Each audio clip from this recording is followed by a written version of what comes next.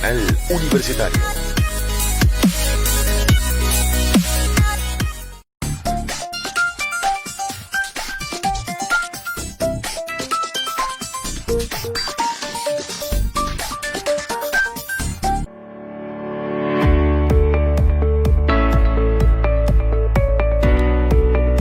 En la Universidad Católica de Santiago de Guayaquil, formamos profesionales para enseñar y educar en libertad y creatividad, con base en principios para lograr personas fructíferas y felices. Y así, una acción docente que se realiza desde el ejercicio permanente del respeto, el amor, la comprensión y la paciencia, para contribuir positivamente en la vida de sus estudiantes. Lograrás generar una influencia positiva en los niños y adolescentes y además contribuir en su formación. Formamos futuro. Estudia la carrera de educación en la UCSG. No sigas caminos predecibles. Vive tus sueños. Vive la UCSG.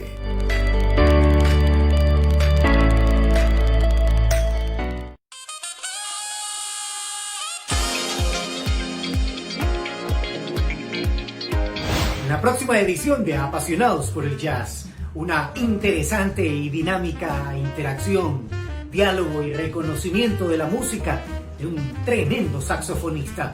Gilberto Rivero nos acompañará en Apasionados por el Jazz, este domingo a las 18 horas. No se lo pierdan por el canal universitario. Este miércoles en Cine Clásico, un soldado malherido es rescatado por una hermosa jovencita. ¡Miss Martha! Vea a Clint Eastwood en Defraudadas. Cine Clásico, miércoles 30 de septiembre, 10 horas y 22 horas, por su canal universitario.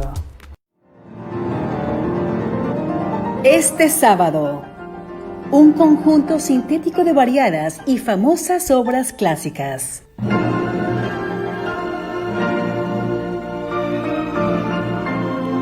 Vea la primera parte de Miscelánea, Cultura y Melodía, el sábado a las 12 horas y su reprise domingo 17 horas por su canal universitario. Hola, soy Mónica Ingarévalo, conductora de su programa Modo Paz. Quiero extenderles una invitación muy especial para que nos acompañen a nuestra siguiente entrega de Modo Paz en el contexto de la celebración de la Semana de la Paz. Tendremos un programa enfocado a tratar sobre la juventud y su rol en el trabajo por la paz. Y para ello tendremos a un invitado muy especial y un joven relevante en trabajo de la paz en el Ecuador. Se trata del representante distrital de Rotaract en el Ecuador, el señor Francisco Lanas. Acompáñenos.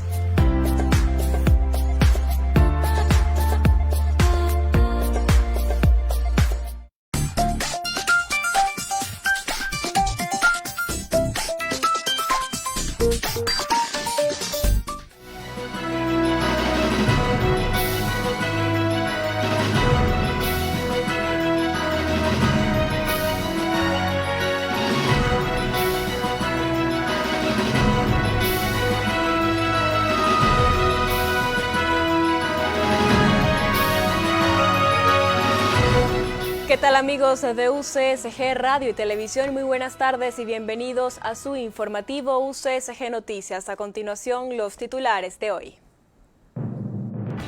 Instituto de Seguridad Social de la Policía conocerá en 3 días si DC Vale tiene sus bonos por $532 millones. Empieza la ejecución de la pena en casos sobornos. Alexis Mera es trasladado a la cárcel de La Tacunga para cumplir su condena. Fiscalía General formuló cargos contra oficiales retirados de las Fuerzas Armadas por presuntos homicidios ocurridos durante el 30S.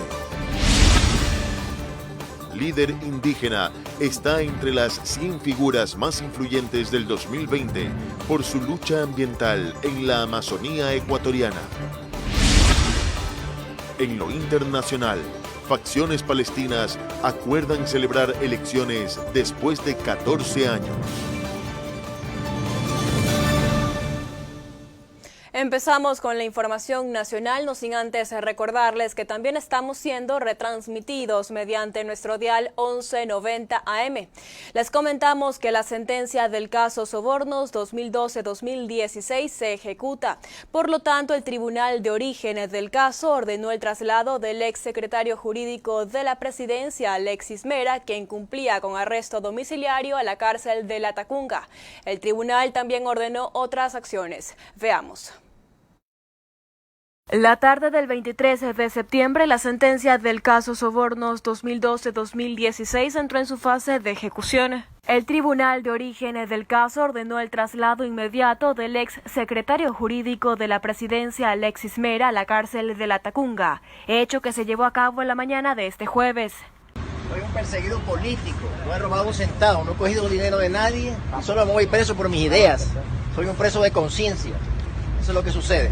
Asimismo, el tribunal ya mencionado ordenó que se localice y capture a los demás procesados, entre los que constan el exmandatario Rafael Correa junto al ex vicepresidente Jorge Glass, entre otros. Ellos deberán cumplir con la pena privativa de libertad de 8 años, al igual que Mera. Cabe destacar que en la lista que consta en el reporte de la función judicial no están la ex asesora presidencial Pamela Martínez y su colaboradora Laura Terán, quienes sí cooperaron con la justicia en las investigaciones. De igual forma, se ordenó al Ministerio de Finanzas que deje de pagar la pensión vitalicia a los sentenciados Rafael Correa, quien recibía $4.226, y a Jorge Glass $4.057.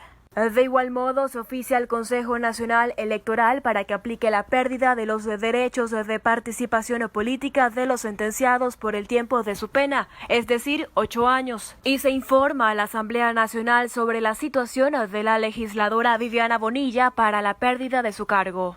Entre tanto, el fallo para los sentenciados incluye el pago de una indemnización de $14.7 millones, disculpas públicas en la Plaza de la Independencia, aunque todavía está por fijarse el día y la hora, un curso sobre la ética laica y transparencia y colocar una placa en Carondelet. La placa deberá tener una frase en donde se establece que los recursos públicos deben ser siempre administrados honradamente. Bernarda Ceballos, UCSG Noticias. Y la empresa de depósito centralizado de compensación y liquidación de valores del Ecuador cuenta con 13 días para pasar los documentos que en el portafolio constan como bonos de Estado a la cuenta del ISPOL en el Banco Central del Ecuador. Así lo hizo saber la ministra de Gobierno María Paula Romeo, quien visitó las instalaciones de Desavale S.A. con miembros de la Policía y del Instituto de Seguridad Social de la institución uniformada. Astrid Singre informa. Quien tenía que proteger y canalizar los valores del Instituto de Seguridad Social de la Policía Nacional no lo hizo.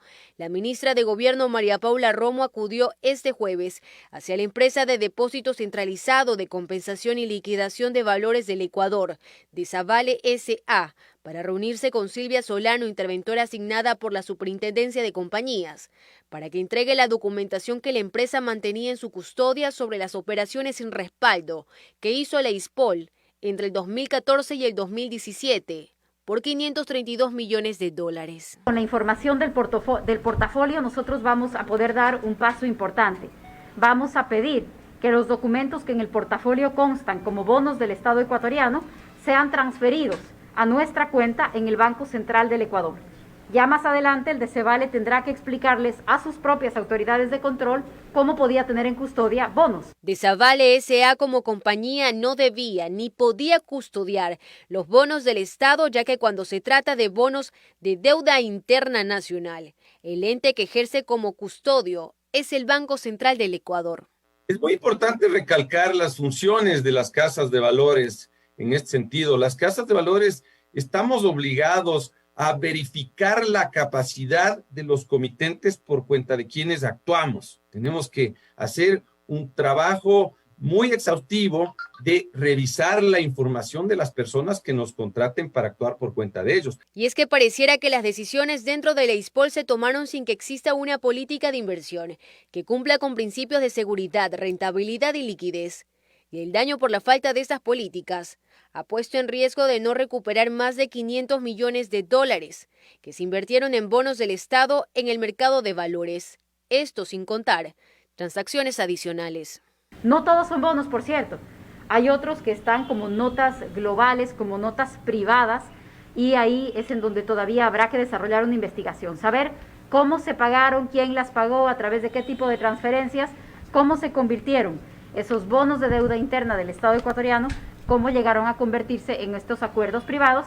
Mientras tanto, ya se tiene identificado a quienes desaparecieron de manera mágica los recursos monetarios de ISPOL. Esto según el comandante general de la Policía Nacional, Patricio Carrillo. Aquí hay la participación de algunas personas con estatus que con economía criminal actúan de una manera muy similar a lo que es el crimen organizado. Por el momento, la ministra de Gobierno ya ha solicitado que los documentos que en el portafolio constan como bonos del Estado sean transferidos a la cuenta del ISPOL en el Banco Central del Ecuador en un lapso máximo de 3 días, plazo establecido para el proceso. Para UCSG Noticias, Astrid Singre. A 6 días de cumplirse 10 años desde la revuelta policial del 30 de septiembre del 2010, la muerte del cabo del GIR, Froilán Jiménez, toma un nuevo curso con la vinculación de altos miembros del mando militar de ese entonces. El hecho justamente ya fue investigado, pero el proceso penal fue declarado nulo en el año 2019 por vulneración de derechos y regresó a la etapa de indagación previa. José Daniel Acosta nos cuenta los detalles. 5 oficiales de las Fuerzas Armadas en servicio pasivo son desde hoy procesados por el delito de homicidio por la muerte de 3 uniformados de la Policía Nacional en la revuelta del 30 de septiembre de 2010, en medio del rescate del expresidente Rafael Correa del Hospital de la Policía. Uno de ellos es el cabo Froilán Jiménez, cuya muerte fue vista en tiempo real a nivel nacional. Bueno, los militares que han sido procesados o se les ha imputado el tipo penal son los que estuvieron al frente en la incursión y dieron disposiciones directas. El coronel Luis Castro, quien dirigió el operativo militar, el teniente coronel del Grupo Especial de Operaciones, el teniente coronel Jorge Merino del Grupo Especial de Comandos, el general Jorge Peña, director de operaciones del Comando Conjunto, y el general Egel Peña Herrera, comandante de la Primera División Shiris, son los oficiales del ejército procesados, que desde hoy deben cumplir presentación periódica ante la autoridad cada 15 días y tienen la prohibición de salida del país, como le explica la fiscal del caso, Claudia Romero. Justamente por el hecho de que la mayoría de procesados son personas adultas mayores. Adicionalmente han aportado con fiscalía, han comparecido a fiscalía. Las personas que fueron investigadas en su tiempo en estos 10 años no fueron imputadas del día de hoy. En julio de 2019, el caso de la muerte del cabo Froilán Jiménez regresó a indagación previa luego de que se declarara la nulidad de todo lo actuado cuando ya el proceso se encontraba en preparatoria de juicio. Para ese año, también fueron llamados a rendir versión más de una veintena de exfuncionarios, entre ellos el expresidente Rafael Correa. Dentro del caso no se descarta la vinculación del exmandatario.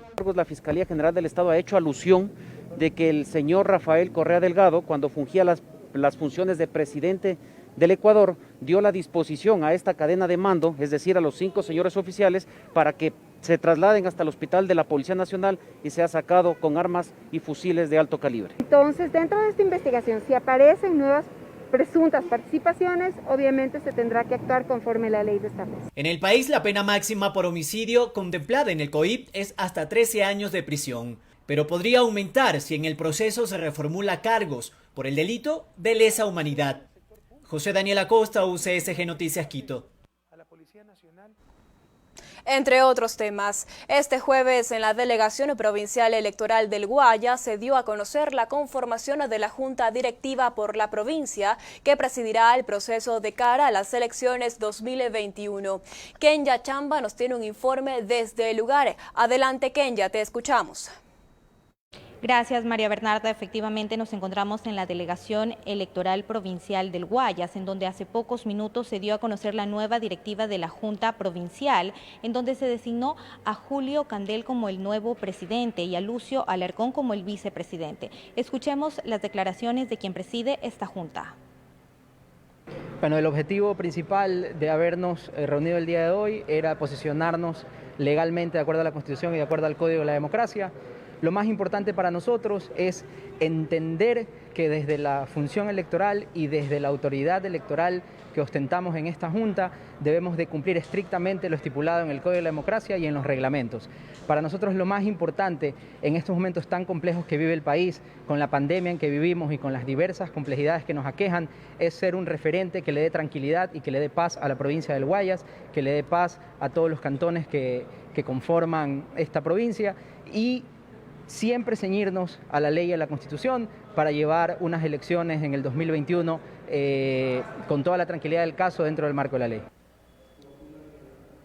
Con esta designación, el presidente de la Junta Electoral Provincial del Guayas dio a conocer que empezarían a trabajar ya en lo que se viene para el proceso electoral y lo que es las elecciones 2021. Es todo lo que yo puedo reportar desde la Delegación Electoral Provincial del Guayas. Sigo con ustedes en estudios. Gracias, Kenya, por la completa información. Alcaldes de municipalidades de la Regional 5 aseguran que la deuda que mantiene el gobierno con GAT supera los $1.000 millones y que al menos 100 municipios no podrán culminar sus obras de este año por la falta de recursos económicos. Los alcaldes de la Regional 5 continúan exigiendo el pago al gobierno central de la devolución del IVA y las asignaciones que corresponden como GATs municipales, además de que rechazan la reducción presupuestaria. Basándose en la ley, aseguran que la reducción no es legal. El Código de Planificación y Finanzas Públicas en su artículo 118 establece claramente que no se puede reducir más allá del 5%. Peor en el segundo cuatrimestre. Está claro contemplado. La Constitución también nos ampara a los GAT municipales. No sabemos la información real a nivel nacional, peor municipal. El valor adeudado supera los $1.000 millones, aunque el gobierno asegure que son 220 millones. Los alcaldes mencionan que no solo es la devolución del IVA y el valor que les corresponde desde el gobierno, sino otros montos que se han ido acumulando. Representantes de las asociaciones de municipios aseguran que al menos 100 alcaldías podrían desaparecer por falta de recursos económicos. Y a pesar de las distintas advertencias que han hecho al gobierno central acerca de paralizar sus actividades, han decidido no hacerlo. Nosotros hemos entrado a un diálogo permanente, a un diálogo en el cual ya nos hemos cansado de dialogar porque el presidente nos dice una cosa, el ministro nos dice otro, la ministra dice otra situación, pero nosotros queremos solucionar los problemas. No queremos crear más problemas al gobierno. Con lo poco o nada que estamos ingresando, estamos pagando poco a poco a todos y cada uno de los servidores, pero aún así les debemos. Mencionaron que una municipalidad cuenta con $20.000 para lo que resta del año, con lo que se le hace imposible culminar obras que necesitan y pagar al personal. Y esta tan solo es la situación de un municipio. Otros continúan con trabajos atrasados que perjudican al desarrollo del comercio. Para UCSG Noticias, Evelyn Palacios. Ahora les comentamos que la líder indígena Nemonte Nenquimo de la nacionalidad Waorani fue reconocida como una de las 100 personas más influyentes del mundo. Su lucha por la defensa de la selva contra el extractivismo fue destacada por la revista Time. Veamos.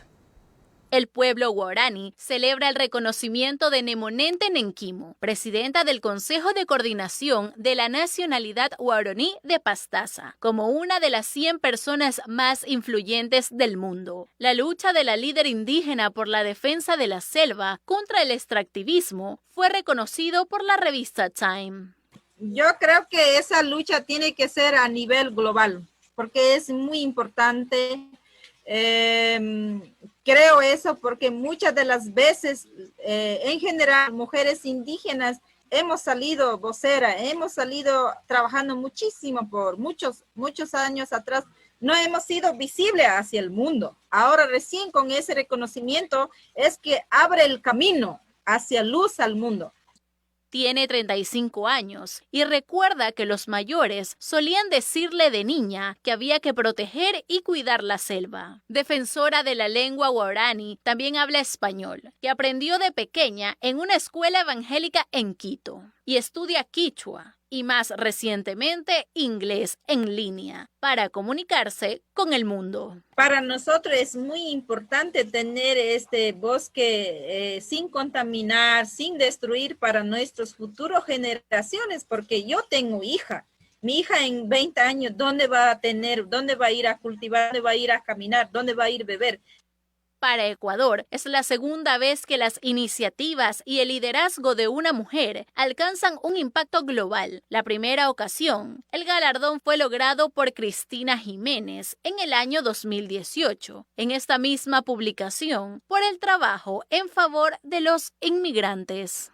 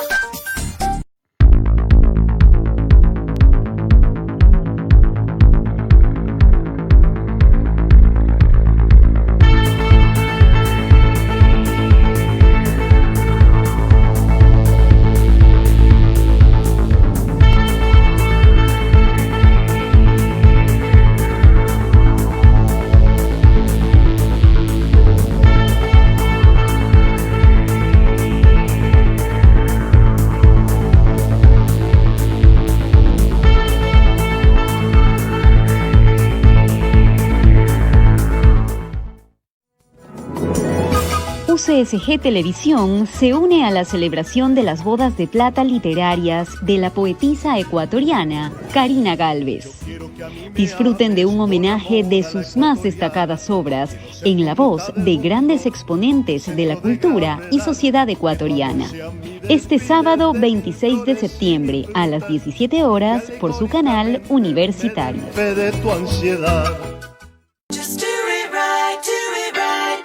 La ceniza volcánica está formada por partículas producidas por la fragmentación de las rocas durante las erupciones y tienen un tamaño menor a 2 milímetros. Por ello, lo más importante es tomar medidas para protegerse de la ceniza. Evitar hacer actividades al aire libre. Protege tus ojos, nariz y boca si tienes la necesidad de salir a la intemperie. Cierra puertas y ventanas.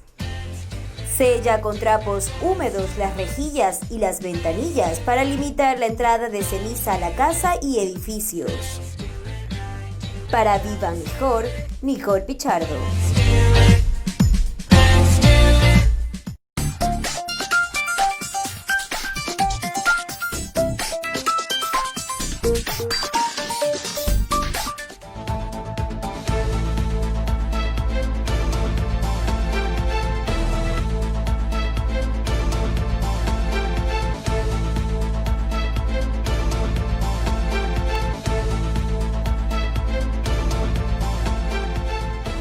(18:21) y continuamos con más información internacional. Los islamitas de Hamas y sus rivales seculares del Fatah acordaron hoy la organización en un plazo de 6 meses de las primeras elecciones palestinas en 15 años. Esto en un intento de mostrar unidad frente a la normalización de relaciones entre Israel y algunos países árabes. De 6 meses. Así lo acordaron este jueves Hamas y Fatah, tras varias reuniones en Turquía que han llevado a los primeros comicios en territorios palestinos en 15 años. Antes de marzo de 2021 se llevarían a cabo tanto elecciones legislativas como presidenciales. Hamas, grupo islamista que ostenta el poder en la Franja de Gaza, y Fatah, laico y al frente del gobierno de Cisjordania, viven desde 2006 una guerra fratricida basada en sus diferentes posiciones en puntos tan fundamentales como el reconocimiento del Estado de Israel y su actitud ante el mismo. En 2014, ambos bandos formaban un gobierno de unidad presidido por Mahmoud Abbas, de Fatah, y con un gabinete formado por miembros de ambos partidos. Ahora, los recientes acuerdos de normalización sellados entre Israel y Emiratos Árabes Unidos obligan a las dos facciones a intentar dejar atrás definitivamente sus diferencias.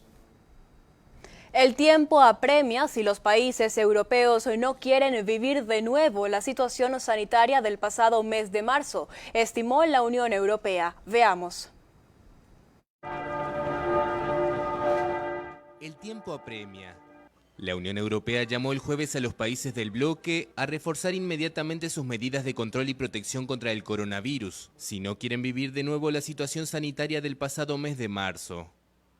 Desde una intensificación de las pruebas hasta un seguimiento más cercano de los contactos, desde una mejor vigilancia de la salud pública hasta un mejor acceso a equipos de protección personal y medicamentos, y asegurando una capacidad de atención suficiente en las unidades de cuidados intensivos. Todos los Estados miembros deben implementar medidas de inmediato y en el momento adecuado ante la primera señal de posibles nuevos brotes.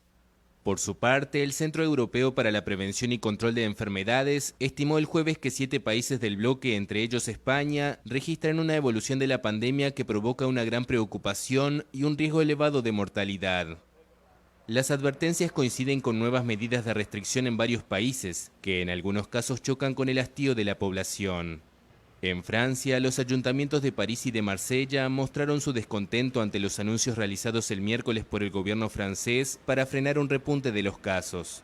Las medidas incluyen el cierre de todos los bares y restaurantes marselleses a partir del sábado, así como de los gimnasios e instalaciones deportivas de la capital, donde los bares solo podrán abrir hasta las 10 de la noche. El aumento de los nuevos casos también es vertiginoso en el Reino Unido, donde el gobierno anunció nuevas medidas para apoyar la economía y el empleo, principalmente subvenciones a quienes trabajen a tiempo parcial. Además de amenazar la situación sanitaria, el resurgimiento de la pandemia aumenta el riesgo de asfixiar la frágil recuperación económica. Nuevas protestas en Estados Unidos tras la decisión adoptada en el caso de Breonna Taylor. Al menos 2 policías resultaron heridos y 46 personas fueron detenidas durante las manifestaciones.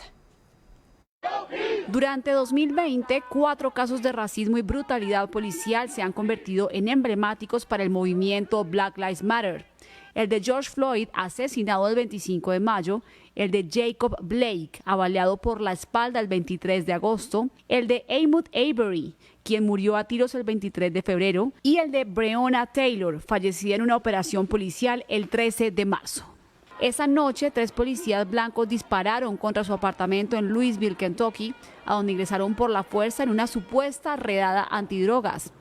Ella era una trabajadora médica de 26 años y su muerte causó indignación entre la población afroamericana. Este miércoles, el fiscal general Daniel Cameron anunció que 2 de los 3 policías que dispararon contra Taylor no enfrentarán cargos por su muerte porque supuestamente actuaron en defensa propia, mientras que el tercero será acusado de poner en peligro a sus vecinos. Se trata de Brett Hackinson, quien disparó al menos en 10 oportunidades causándole la muerte a Breonna frente a su novio. La evidencia muestra que los agentes tocaron y anunciaron su presencia en el apartamento. Las declaraciones de los agentes sobre su anuncio están corroboradas por un testigo independiente que se encontraba lo suficientemente cerca del apartamento 4. El anuncio generó nuevas manifestaciones en Louisville. Cientos de personas salieron a las calles de esa y otras ciudades para protestar contra la impunidad en el caso de Breonna y también en los demás casos de racismo policial. La acusación contra Hackinson por poner en peligro a los vecinos representa el más bajo nivel de delitos graves de Kentucky y conlleva una sentencia máxima de hasta 5 años de prisión. Una multitud abucheó hoy al presidente de Estados Unidos, Donald Trump, durante su visita al Tribunal Supremo, donde hay una capilla ardiente con los restos de la jueza de esa corte. Veamos. Varias personas han abucheado este jueves al presidente de Estados Unidos, Donald Trump, durante su visita al Tribunal Supremo, donde se encuentra la capilla ardiente de la jueza de esa corte, Ruth Bader Ginsburg, fallecida el pasado viernes y que el mandatario quiere reemplazar antes de las elecciones de noviembre. Trump y su esposa Melania se situaron a ambos lados del féretro de la célebre jueza, icono del movimiento feminista en Estados Unidos, y guardaron un minuto de silencio. Mientras los abucheos de la multitud congregada frente al Supremo se hacían más fuertes. Quienes le gritaban eran las decenas de personas que esperaban en la fila para acercarse al ataúd de Ginsburg, quienes pidieron a Trump que respetara su deseo. Antes de morir, la magistrada dejó escrito que su deseo más ferviente era no ser reemplazada hasta que haya un nuevo presidente, tras las elecciones del 3 de noviembre. Ginsburg, una de las 4 jueces progresistas del Supremo, era consciente de que si Trump la sustituye, puede inclinar hacia la derecha el equilibrio de poder en la máxima corte, donde apenas quedarían 3 jueces de su tendencia ideológica frente a otros 6 conservadores. Por su parte, el mandatario ha dejado claro que no tiene intención de retrasar su nominación. Trump planea anunciarlo este sábado, tras asegurar que ha reducido su lista de candidatas a 5, todas ellas mujeres.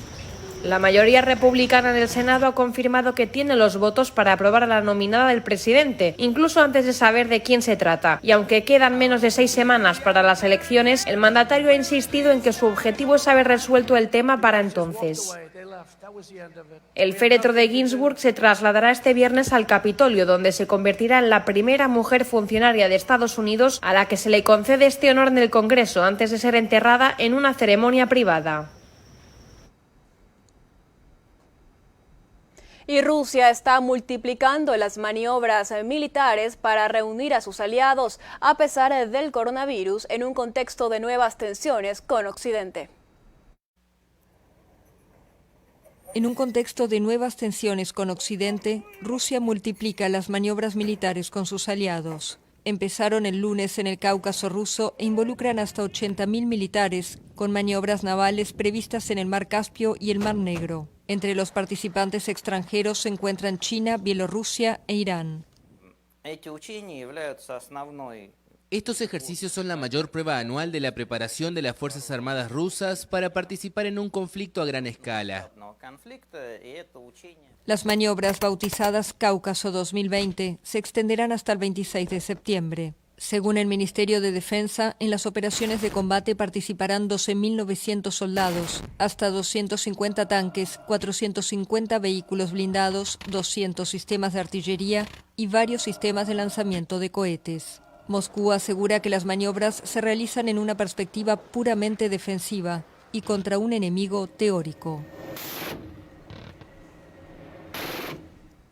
Con esta información culminamos los hechos internacionales. No se despegue de nuestra programación. Regresamos con más información nacional.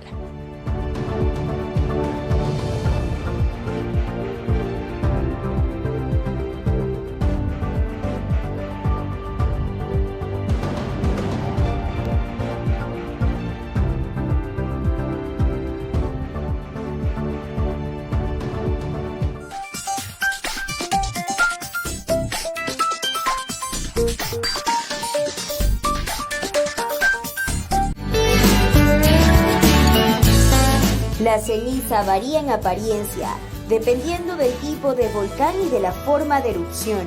Así su color va desde un tono gris claro hasta el negro, y puede variar en tamaño, desde ser como arenillas hasta ser tan finas como los polvos de talco. Por ello, lo más importante es tomar medidas para protegerse de la ceniza. Sacude la ceniza con plumeros para que no se rayen las superficies. Tapa tinacos y otros depósitos para que no se contaminen. Cubre aparatos, equipos y automóviles para que no se deterioren ni rayen. Evita conducir el automóvil, ya que la ceniza reduce la visibilidad y vuelve el pavimento resbaladizo. Para Viva Mejor, Nicole Pichardo.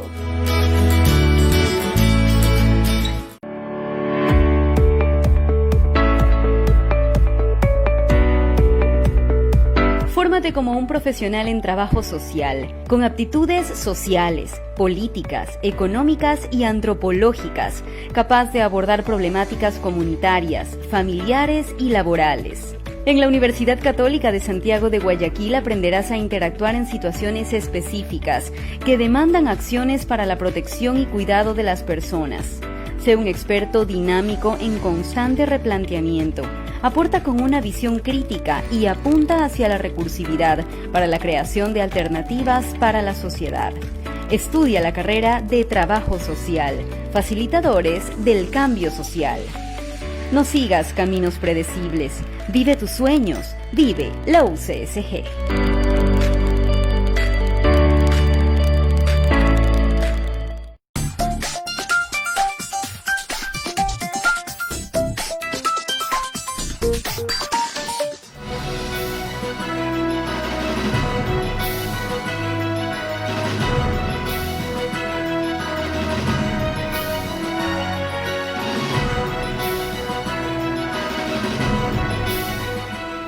18:32 y continuamos con más información nacional. Atención, se investiga una supuesta red de pedofilia que operaría desde Ecuador mediante la red social TikTok. Según la DINAPEN, solo en Guayaquil se registran hasta 3 casos de ciberpedofilia cada 6 meses. María de los Ángeles Rendón informa que mediante redes sociales algunos pedófilos intentan obtener contacto sexual con sus víctimas. Una niña colombiana de 9 años, en su cuenta de TikTok, una popular red social, se contactó con una supuesta artista infantil, quien aparentemente estaba realizando un concurso. Luego comenzaron a dialogar por WhatsApp y esto fue lo que sucedió, según relata la hermana de la menor. Esta persona empieza a poner los supuestos retos y las supuestas preguntas del concurso. Las preguntas empiezan como ¿cómo te llamas? ¿Cuántos años tienes? ¿Dónde vives? ¿Tienes mascotas? Ya después los retos empiezan a ser como muéstrame una foto tuya, mándame un video quitándote los pantalones, grábate en 4 y muéstrame, bueno, un montón de barbaridades que de verdad me da demasiada impotencia. Esta persona le dice que no le puede contar a los papás, que les puede contar solamente cuando se acabe el concurso. Se cree que la persona que se contactó con la menor colombiana vive en Ecuador, ya que el prefijo del número es +593. En diálogo con el capitán Alejandro Isa, jefe subrogante de la DINAPEN Zona 8, asegura que ya están en marcha las investigaciones sobre el caso, aunque los detalles son reservados. En Colombia ya está denunciado el caso, entonces lo que se está haciendo es articulándose aquí en Ecuador por un vínculo, supuestamente un teléfono celular. Probablemente haya muchas víctimas por el tema de que en las páginas hay muchas visitas de niños, niñas, adolescentes. Según la DINAPEN Zona 8, solo en Guayaquil cada 6 meses se registran aproximadamente de 2 a 3 casos de ciberpedofilia. Muchos de estos pedófilos lo que quieren solo es el consumo interno de material pornográfico. Y hay otros agresores sexuales que además del tema de las fotografías y videos, pues ellos ya buscan un contacto sexual. Son asociaciones de pedófilos en donde ellos intercambian pues el material pornográfico que ellos logran obtener con engaños, con seducción, con toda esta situación. Alejandro Varas, experto en redes sociales, señala que TikTok, utilizada en su gran mayoría por menores de edad, ha ganado popularidad durante el aislamiento por la emergencia sanitaria. Sí hay un impacto directo o una influencia directa entre el aislamiento y el incremento de uso de plataformas digitales, simplemente porque el ser humano también ya desde el encierro necesita mirar afuera. Cuando hablamos de TikTok en Ecuador, hasta el año pasado estábamos un poquito antes de menos de 1,5 millones de usuarios. Ahorita estamos a punto de superar los 2 millones aproximadamente, solamente en 6-7 meses. Es un crecimiento muy fuerte.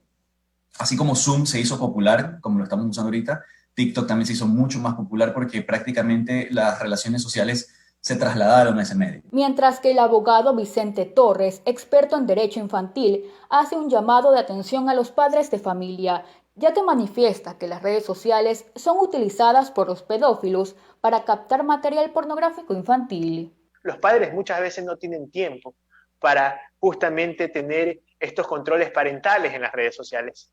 Los padres muchas veces dejan a sus hijos a un costado con el teléfono para que, entre comillas, no los molesten cuando están generando algún tipo de actividad. Entonces vivimos en una sociedad muy acelerada, donde si no vas a tener el compromiso de efectivamente tener el cuidado para con tus hijos, que estos puedan tener una red social, simplemente es mejor evitar crear esta red social. No hay necesidad de que un niño menor de 14 años tenga una red social. El delito de pornografía infantil está tipificado en el COIP y se sanciona con hasta 26 años de prisión. Para UCSG Noticias, María de los Ángeles Rendón. Y en el marco de los eventos conmemorativos del aniversario de las Naciones Unidas, se realizó un foro virtual sobre desafíos para reducir la pobreza multidimensional y desnutrición crónica infantil. El evento contó con la participación de los presidentes de Chile, Sebastián Piñera, Costa Rica, Carlos Alvarado, Honduras, Juan Hernández, y la vicepresidenta de Ecuador, María Alejandra Muñoz. La segunda mandataria, durante su exposición, evaluó el uso del índice de pobreza multidimensional en la construcción de alternativas que desaceleren los daños del COVID-19 y expuso el trabajo coordinado del gobierno ecuatoriano con autoridades locales, el sector privado y la cooperación internacional.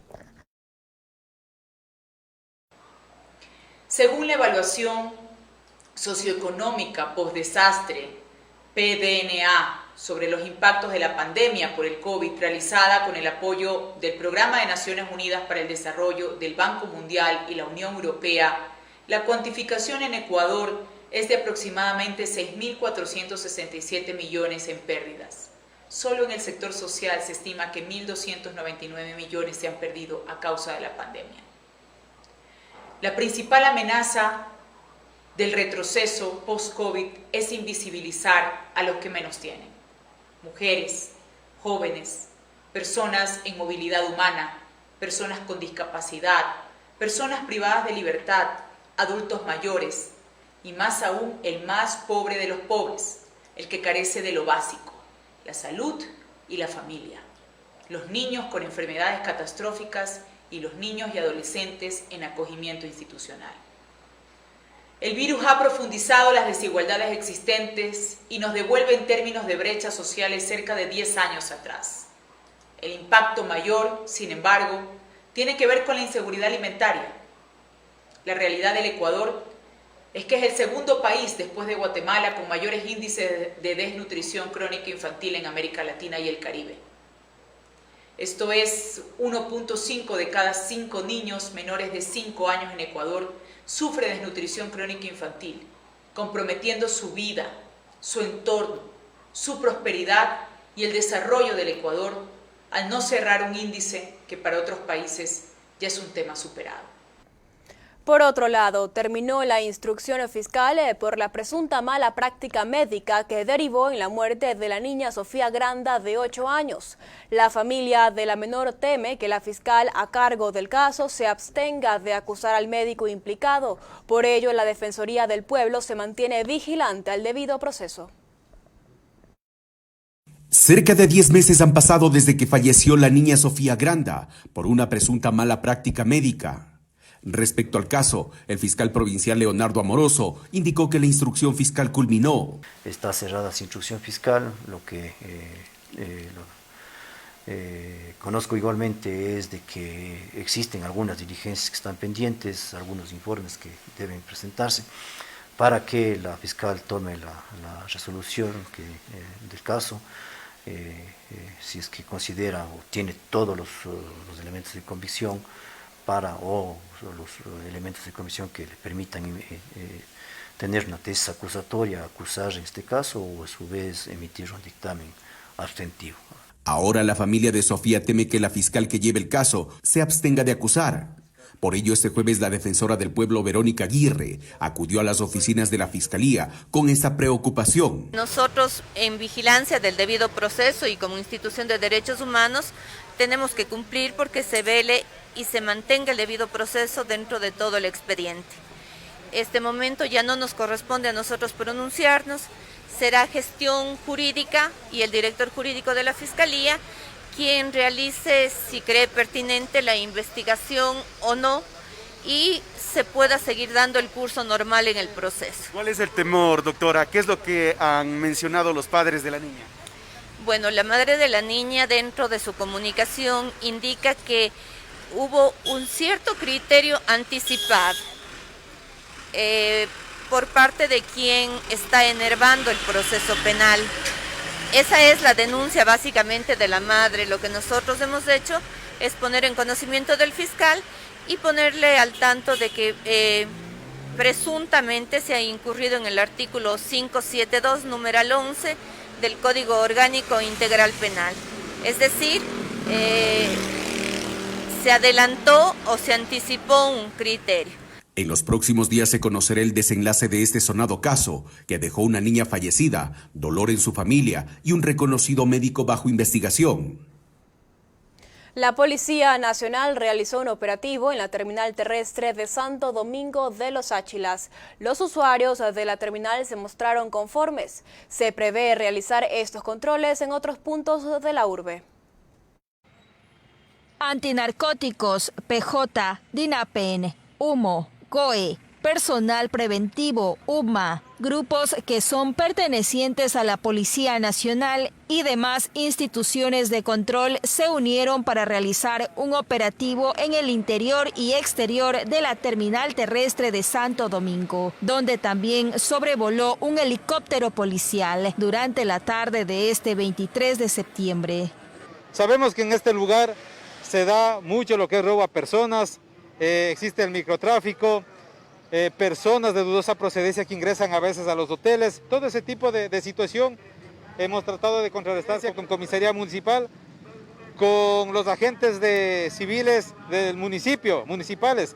La función de ellos es justamente visualizar y sancionar a las personas que no estén usando las mascarillas. Asimismo, los usuarios de la terminal manifestaron que es bueno observar la presencia de los gendarmes para la seguridad de todos en el sitio.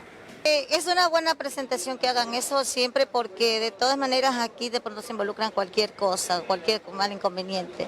Es muy especial que estén haciendo este tipo de control. Así lo que hay asaltos, a veces hasta entre uno mismo, o uno mismo le roban. Por ejemplo, a mí en el sector de allá del redondel de acá del Colono, lo que están aquí, me robaron. Me golpearon en la mano y me robaron. No, sí está bien los controles que están haciendo ahorita las policías porque hay mucha delincuencia. La otra vez también cogieron aquí a unos que iban a asaltar a una Sucre, ya pues está bien estos controles.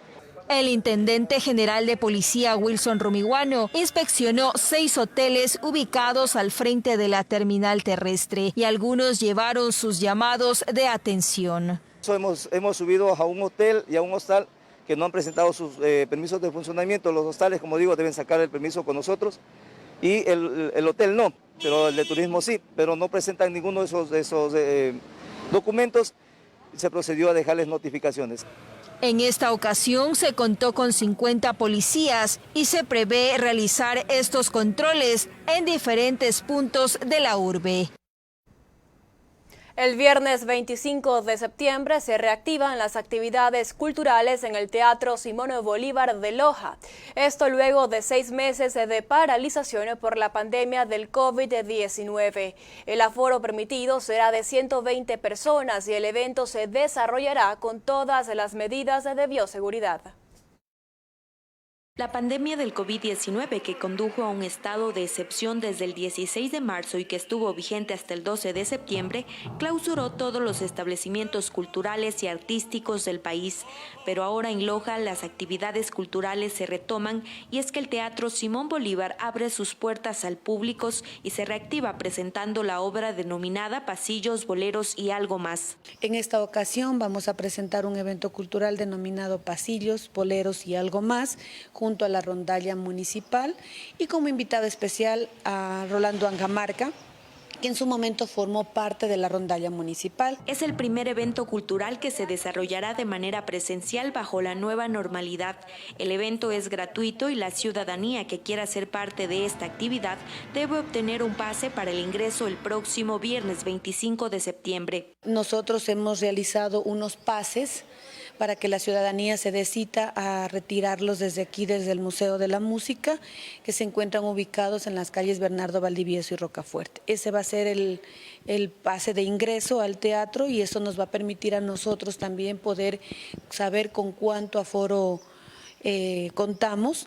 El uso de la mascarilla es obligatorio y para dar cumplimiento a las medidas de bioseguridad se utilizarán las 4 plantas del Teatro Bolívar con el aforo de 120 personas. No se pueden sentar juntos, no va a haber ese apego de las parejas. Tenemos que decirlo para que la gente venga con la mente totalmente diferente y pueda respetar los protocolos, que nuestro personal puedan, ellos a su vez hacia nuestro personal los puedan guiar donde ubicarse y que ellos respeten el espacio donde los puedan colocar. Lo que sí está prohibido el ingreso a los niños, eso también tenemos que decirlo, el evento es a las 8 de la noche, creo que tampoco es una hora prudente para que los niños estén en la calle, y el resto lo dejamos a la ciudadanía abierto para quienes puedan asistir. De acuerdo a las actividades programadas para el último trimestre del año, también será expuesto un documental sobre la situación de Loja durante los primeros meses de la emergencia sanitaria. Y según lo ha dispuesto el COE nacional y cantonal, el registro civil continuará emitiendo los turnos en línea para los servicios de cédulas, pasaportes, inscripción de nacimientos y entrevistas de matrimonios. Se dio a conocer que cada semana se habilitan turnos para que los usuarios puedan acceder sin ningún problema. Ante denuncias ciudadanas de no poder adquirir un turno para cédulas o pasaportes, Diego Cabezas, coordinador del Registro Civil de la Zona 6, informó que aún se tiene restricciones por parte del COE nacional y cantonal. Indicó que el hecho de no contar con todo el personal por el aforo permitido y también tomando en cuenta que algunos trabajadores pertenecen al estado de vulnerabilidad, ha hecho que se tengan retrasos en la emisión de estos documentos. Antes entregábamos 240 pasaportes diarios, ahora lo estamos haciendo alrededor de 160 y eso es prácticamente nuestro límite, puesto que estamos trabajando hasta las 6, 7, 8 de la noche con el personal que queda dentro de las agencias. En cuanto a los turnos en línea, manifestó que estos están copados hasta finales de septiembre. Sin embargo, explicó. Los turnos para la primera semana de octubre ya fueron habilitados ayer. Y para la segunda semana de octubre serán habilitados 5 días antes y así sucesivamente para el resto. Informó que en esta nueva realidad los tiempos de espera se han incrementado a 45 minutos. Pidió a los ciudadanos entender esta situación, ya que existen usuarios en condición de vulnerabilidad, tercera edad o con discapacidad que son prioritarios y no necesitan sacar un turno. Y pueden ir a la agencia en cualquier momento. Estas personas no son 1, ni 2, ni 3 en el día, son realmente un número significativo y eso provoca que los tiempos de atención se incrementen. Para quienes necesiten la cédula, pasaporte u otros documentos de urgencia, se ha habilitado en cada agencia un supervisor para atender estos casos. Hay personas que necesitan la cédula porque mañana tienen que entregar, hacer un examen en la universidad, inmediatamente son atendidos. Hay personas que necesitan el pasaporte para viajar por temas de salud o por trabajo, por urgencia médica, yo no sé, inmediatamente son atendidos. Lo único que pedimos es que lleven la justificación necesaria que pueda probar esa urgencia. Sobre los tramitadores quienes están en los exteriores de la entidad vendiendo turnos, además de empresas que se dedican al coyoterismo, informó que se trabaja con la policía para poder encontrar en delito flagrante a estas personas.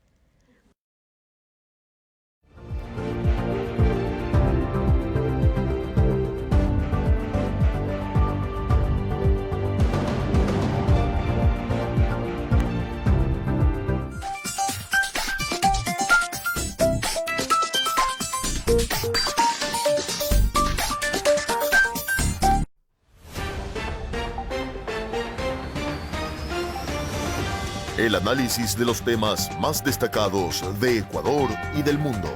Que usó la política y el Estado para convertirlo en una cueva de ladrones. Usted los encuentra en UCSG Noticias, primera emisión. Preferiría 1000 veces tener la salud completa y un 0% de discapacidad que un 100% de exenciones. De lunes a viernes, de 8 a 9 de la mañana, por el Sistema de Radio y Televisión de la Universidad Católica de Santiago de Guayaquil.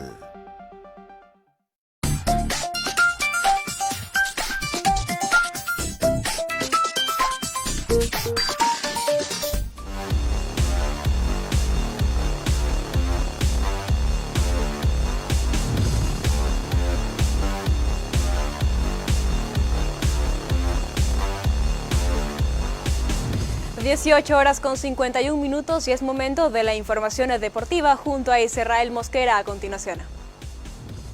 ¿Qué tal, amigos de UCSG Noticias? Bienvenidos al segmento deportivo. Les saluda el Kaiser Mosquera y como siempre es un gusto poder llevarles la mejor información a sus hogares. Arrancamos en el punto número 1. Tenemos que hablar del equipo ecuatoriano y Delfín. Partido correspondiente a Copa Libertadores frente a Santos. Lo único que les sirve es la victoria. Hemos preparado el siguiente informe para ustedes. Hoy, a partir de las 21 horas, el Delfín de Manta recibe el puntero del grupo G, Santos de Brasil, partido correspondiente a la jornada 4 en Copa Libertadores. Luego de su derrota en tierras argentinas frente a Defensa y Justicia, el campeón del fútbol ecuatoriano querrá hacer respetar su condición de local y se ve obligado en conseguir su primera victoria en el actual torneo. Con tan solo un punto y una diferencia de 4 con el tercero, Olimpia, los dirigidos por Sassou tratarán de ver una luz al final del túnel. Esperemos que le vaya bien al equipo ecuatoriano. No ha sido una semana tan buena. El único que ha sacado la cara ha sido Liga de Quito. Veremos qué ocurre. Vamos ahora con el punto número 2. En el plano internacional hablamos de Luis Suárez. Deja al FC Barcelona para ir al Atlético de Madrid. Atentos con la siguiente nota. Cambio de escudo para el pistolero. Con una transacción de 6.9 millones de euros en variables aproximadamente, el Atlético de Madrid se hace del uruguayo Luis Suárez. Luego del acuerdo con el FC Barcelona, el tercer máximo goleador culé llega a la institución que dirige Diego Simeone por las próximas 2 temporadas. El artillero llega para ocupar la plaza de Álvaro Morata y ser compañero de fórmula del lagarto Diego Costa. Luego de 6 años, el pistolero deja un legado en la escuadra blaugrana: 13 títulos, 295 goles en 283 partidos y también ganador de 2 botas de oro. Con 33 años se marcha una leyenda, y qué mejor que en sus últimos cartuchos se trabajen con un director técnico que saca lo mejor, el Cholo Simeone. Un equipo del cual podamos competir de igual a igual con 2 grandes equipos como lo son el Barcelona y el Real Madrid. De esta manera ponemos punto final al informe deportivo. Recuerden seguir en sintonía de UCSG Noticias. Será hasta la próxima. Con esta información culminamos UCSG Noticias. Gracias por su sintonía. No se despegue de nuestra programación con nosotros hasta el día de mañana.